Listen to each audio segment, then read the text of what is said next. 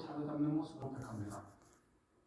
사울의 이 고백처럼 우리가 날마다 실패하는 것들을 용서해 주시고 또 결국은 죄에서 완전히 구원하실 그 주님을 바라보아야 합니다. 도르드 신조는 만일 믿음과 구원을 사람의 의지로 결정할 수 있도록 한다면 우리는 아무것도 할 수 없고 스스로 빠져있는 죄 가운데서 죄의 종으로 남을 것이라고 말합니다. 우리의 의지는 이미 완전 죄로 인해서 완전 오염이 되었기 때문입니다. 그래서 17항에서는 하나님께서 주권적으로 우리를 다스리심을 강조합니다. 17항은 이렇게 시작합니다. 하나님께서 우리를 태어나게 하시고 우리 생명을 유지하시는 전능하신 일을 행하실 때 방편 없이 하지 아니하시고 방편을 사용하시며 그분의 무한하신 지혜와 선하심을 따라 이 방편을 통해 그분의 권능을 행하시기로 뜻하신 것처럼 하나님께서 앞에서 말한 우리를 중심하게 하시는 초자연적인 역사를 행하실 때도 결코 복음의 사용을 제외하거나 무너뜨리지 않으신다. 지극히 지혜로우신 하나님께서는 이 복음을 중생의 씨와 영혼의 음식으로 세우셨다라고 가르칩니다. 하나님께서는 우리를 창조하시고 다스리실 때 방편을 사용하신다고 가르쳐줍니다. 하나님께서는 우리를 태어나게 하시고 또 우리의 생명을 유지시키실 때 음식과 산소와 같은 방편들을 사용하십니다. 우리 하나님은 전능하신 하나님이시기 때문에 음식이나 산소 같은 것이 없어도 우리를 살아갈 수 있게 하실 수 있는 분이십니다. 출애굽기 34절에 보면 하나님께서 모세를 산꼭대기로 부르시고 율법의 두 돌판을 주실 때 40일 동안 떡도 먹지 않고 물도 마시지 않았다는 내용이 나옵니다. 이처럼 하나님께서는 음식과 음료를 제공하지 않고도 사람의 생명을 유지할 수 있게 하게 할 수 있는 분이시지만 음식과 같은 방편들을 사용하셔서 우리의 생명이 유지되기를 기뻐하십니다. 그러므로 우리는 하나님께서 주신 이 방편을 사용해야 합니다. 만약 우리가 하나님께서 음식과 물이 없어도 우리를 살게 할 수 있다는 이 이유만으로 음식을 먹지 않고 물을 마시지 않는다면 어떻게 될까요? 이처럼 하나님께서는 우리의 중생을 위해서도 복음이라는 방편을 중생의 씨와 우리의 영혼의 음식으로 사용하신다는 것입니다. 전능하신 하나님께서는 복음이라는 방편을 사용하지 않고도 우리를 중생하게 하실 수 있는 능력이 있으신 분이십니다. 그렇지만 하나님께서는 복음을 중생의 씨와 영혼의 양식이 되도록 정하셨습니다. 그러므로 복음은 하나님께서 중생을 일으키시는 방편이 됩니다. 베드로전서 1장 23절은 이렇게 증가합니다. 너희가 거듭난 것은 썩어질 씨로 된 것이 아니요 썩지 아니할 씨로 된 것이니 살아있고 항상 있는 하나님의 말씀으로 되었느니라. 아멘. 하나님의 말씀은 믿음을 일으키는 방편입니다.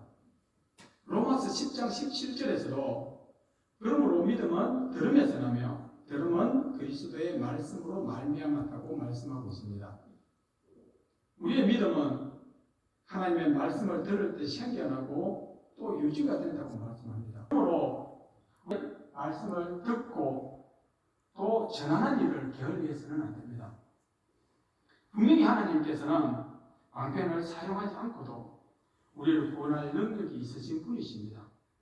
그렇지만 하나님께서는 방편을 사용하셔서 우리를 구원하시기를 기뻐하십니다.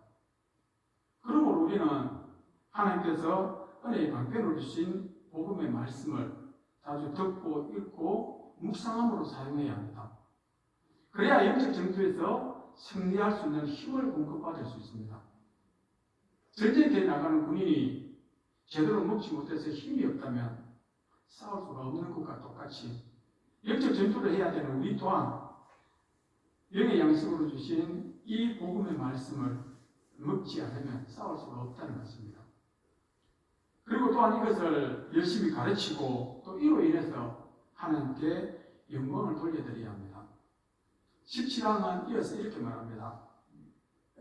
이런 이유로 사도들과 그들을 이은 교사들은 하나님의 이 은혜에 관해 사람들이 하나님께 영광을 돌리고 모든 교만을 낮추도록 경건하게 가르쳤다. 동시에 복음의 거룩한 교훈들을 따라 하나님의 백성을 말씀, 성례, 권징을 시행 아래 두기를 저버리지 않았다.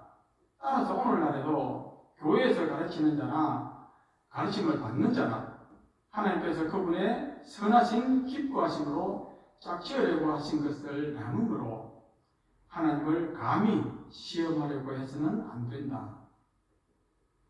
사도들과 그들을 이은 교사들이 가르쳤던 것처럼 하나님께서는 죄인들의 구원하시는 은혜로 부르시기 위해서 교회를 사용하시고 또 인간 교사들을 사용하시는데 이 둘을 떼어놓는 것은 하나님을 시험하는 것이라고 말합니다. 그러므로 교회와 또 말씀을 맡은 사역자들은 사도들과 믿음의 선배들이 했던 것처럼 말씀과 성례와 권징을 바르게 시행해야 합니다. 오직 말씀을 통해서만 구원의 길을 알 수가 있고 또 믿음이 생겨나고 유지될 수가 있습니다. 그리고 성례를 통해서 구원자 예수님의 사랑과 은혜를 알 수가 있고 권징을 통해서 교회의 건강함을 지킬 수가 있습니다. 어쩌면 지금 우리나라의 이 교회의 많은 문제들은 말씀과 성례와 권징이 바르게 시행되지 못하고 있기 때문이 아닐까 하는 생각을 해봅니다. 교회마다 인본주의 설교가 강단을 채우고 또 성례가 바르게 시행되지 못하고 권징이 사라져버린 결과 건강한 교회 집회를 이뤄가고 있는 것은 아닌지 한번 돌아볼 때인 것 같습니다. 하나님은 하나님의 빛으로 어두운 세상을 비춰야 하고 또 썩어져간 세상에서 소금으로서 이 부패를 막는 역할을 해야 되는 교회가 오히려 세상을 따라가고 세상적인 방법으로 교회를 마치 회사를 경영하듯이 경영하려고 하는 모습들을 우리는 너무나 쉽게 자주 보고 있습니다. 그래서 교회의 고유한 맛을 점점 잃어가고 있습니다. 교회 안에서 문제가 생기면 말씀을 따라서 하나님의 방법으로 해결하려고 하는 것이 아니라 오히려 세상을 따라서 인간적인 방법으로 해결하려고 합니다. 그 결과 교회는 맛을 잃은 소금처럼 점점 영향력을 잃어가고 밟히고 채이는 그런 시세로 전락해버린 것이 오늘 우리 교회의 모습이 아닌가 하는 생각을 해봅니다. 이런 한국교회가 회복되는 길은 하나님께서 주신 말씀인 방편인 이 말씀을 그리고 순수한 복음의 말씀, 이 말씀과 성례와 권징이 바르게 시행되어 그래서 잃어버린 맛과 빛을 회복하는 그 뿐이 아닌가 하는 생각을 해봅니다. 그래서 가르치는 자나 또 가르침을 받는 자나 날마다 겸손하게 하나님의 말씀의 다스림을 받아야 합니다. 그런 점에서 우리 교회는 담임 목사님의 설교가 항상 말씀 중심인 것은 저와 여러분들에게 큰 축복일 겁니다. 우리 교회의 올해 표어도 말씀대로 믿고 말씀대로 살자입니다. 하나님 만들어 주신 이 말씀을 잘 사용하는 우리 모두가 될 수 있기를 간절히 소망합니다. 17항의 마지막 부분은 이렇게 끝을 맺습니다. 함께 읽어보겠습니다. 권면을 통해 은혜를 주시고 우리가 우리의 의무를 더욱 기쁘고 즐겁게 행할수록 우리 안에서 행하시는 하나님의 은택이 더욱 분명히 우리 안에서 빛을 발하며 하나님의 일하심도 더욱더 진전되기 때문이다. 우리에게 은혜의 방편을 주시고 그 방편들을 통해 구원하시는 열매를 효력 있게 맺는 일로 인해서는 오직 하나님께만 모든 영광을 영원토록 돌립니다. 아멘. 자녀들은 부모의 권면을 좋아하지 않습니다. 오히려 잔소리로 생각할 때가 많습니다. 그러나 권면이 자녀를 교육하는 데 중요한 부분을 차지한다는 건 사실입니다. 그것은 복음 설교도 마찬가지입니다. 하나님의 은혜는 권면을 통해서 주신다고 말합니다. 하나님의 말씀에는 많은 권면들이 포함되어 있습니다. 그렇기 때문에 설교자는 하나님의 말씀을 사람이 듣기 좋아하는 그런 말로 바꿔서는 안 된다는 겁니다. 즉 사람 중심의 설교를 해서는 안 된다는 겁니다. 성경은 복음 설교를 통해 믿음과 중생이 일어난다고 가르쳐 줍니다.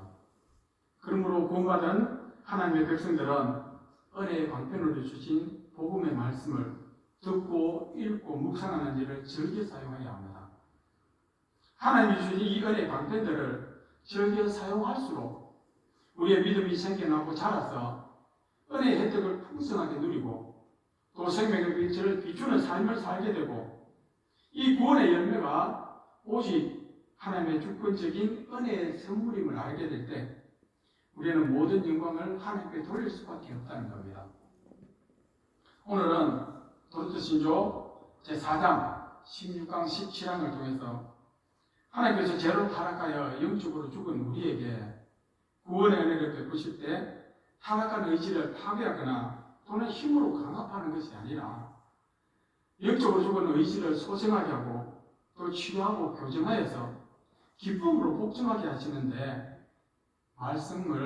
복음의 말씀과 성례와 건징을 방편으로 사용하신다는 사실을 가르쳐 주었습니다. 또한 우리의 구원은 오직 하나님의 주권적인 선물이기 때문에 모든 영광을 하나님께 돌릴 수밖에 없다는 사실 또한 가르쳐 주셨습니다. 그러므로 우리는 이 은혜의 방편으로 주신 복음의 말씀과 또 성례와 건징을 바르게 사용해서 생명의 빛을 바라고 구원의 풍성한 은혜 열매를 맺는 그런 삶이 다 되기를 주님의 이름으로 축복합니다. 찬송가 292장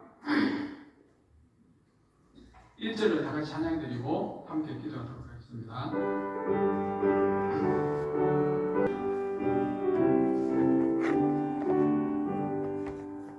주 없이 살 수 없네 의인의 구주여 기 귀한 몸의 피로 날 구속하소서 구주의 사랑으로 빌리신 보혈이 내 소망 나의 위로 내 영광 됩니다.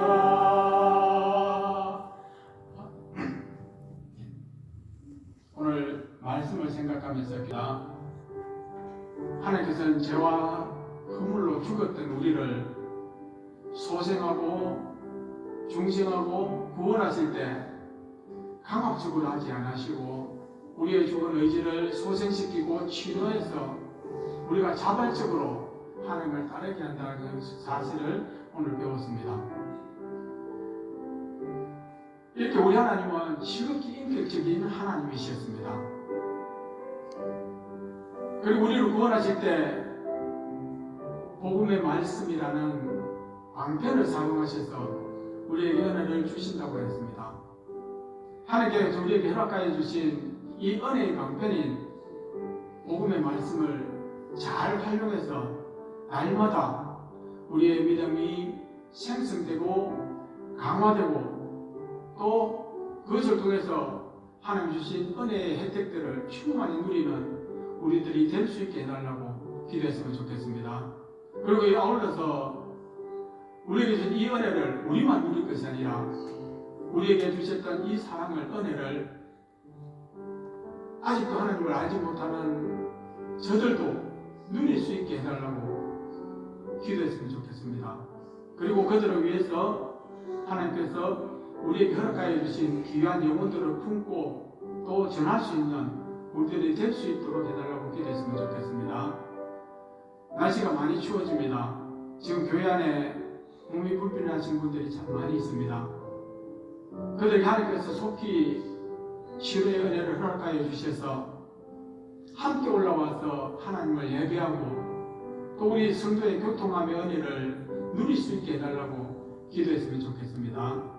그리고 우리 교회 앞에서 자라나는 우리 다음 세대들이 어렸을 때부터 정말 우리 하나님을 인격적으로 만나서 그래서 하나님의 사람으로 어렸을 때 바르게 세워져서 이들이 하나님의 나라의 용사들이 되고 또 우리 교회의 기둥들이 될 수 있게 해달라고 기도했으면 좋겠습니다.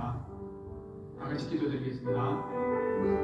참 사랑의 하나님 감사를 드립니다. 죄와 허물로 죽었던 우리들을 하나님께서 사랑하여 주시고 아버지 하나님께서 우리를 불러주실 때 중생케 하시되 아버지 강압적으로 하지 아니하시고 우리 의지를 소생케 하시고 치료하시고 어루만져서 자발적으로 하나님을 따르게 하시는 정말 인격적인 하루였습니다. 하나님께서 우리를 택하여 부르실 때에 아버지 은혜의 방편들을 사용하여